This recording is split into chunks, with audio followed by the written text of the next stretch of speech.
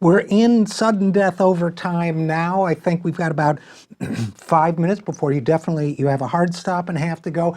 And I guess in that 5 minutes, you alluded to this before. I think just now. I think you're going to say you don't know. To me, we're at a moment where it's a dead heat coming into the final stretch between people wising up about what we need to do and catastrophe. And between the climate and inequality getting so bad that it leads to social upheaval and massive economic disaster bigger than the last one. It's kind of like the disaster and a better society are just neck and neck right now coming into the finish line. But we don't know which will come in first. I don't know which will come in first. That's kind of what I was driving at when I asked earlier if you were optimistic.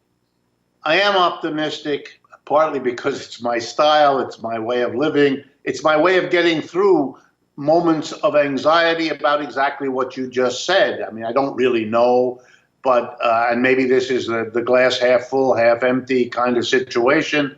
I am so heartened, I am so uplifted by all that I see in the way of real, serious growing up in the United States politically. You know, all of our allies, Japan, Western Europe, they've had socialist parties and communist parties for decades. It hasn't ruined their society. It hasn't slowed them down. In many ways, they're more advanced than we are. It's like America's coming out of a hibernation of a sort, induced by that horrible purging of everything on the left after World War II, but I'm heartened by how fast it's growing. Before 2011, Occupy Wall Street was unthinkable. Suddenly we have it. We have a whole new way of thinking. We have socialists running for office all over the place and often winning. I mean, it is amazing in the long sweep of history how fast this is going. And again, let me refer to France. December 5th, I believe, will be a turning point.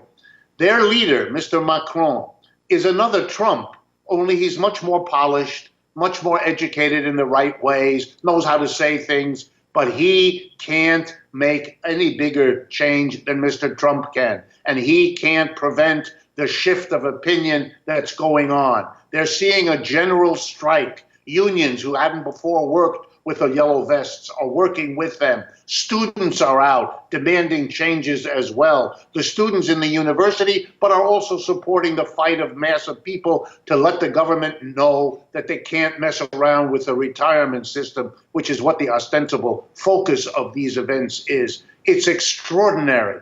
And believe me, every country in Europe is watching what the French are doing, making notes and making their own plans. There's been more union activity in the United States in the last 6 months than in the previous 10 years. That's a sign of what is going on. Harvard University, on December 4th, the graduate students went out showing that at that university, with all of its pretenses, and I'm a graduate of the place, all of its pretenses, is an institution dependent upon and subservient to the richest people in this country and the world. And nothing shows it better than their hard-heartedness towards exploiting the graduates whom they underpay, whom they don't provide proper health care to, forcing those students out on strike.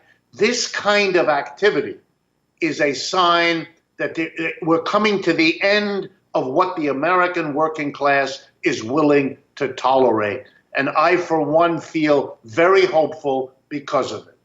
Well, I think that's a great place to end. And by the way, for all my fretting and worrying, I am fundamentally optimistic too, because that is also how I'm wired. So, and it's, you know, if it falls apart, it falls apart. But if we can do something, now's the time to do something and be optimistic. So on that note, Professor Richard Wolff, as always, a great pleasure talking to you. As always, thank you for all the insights. And as always, thanks for coming on the program.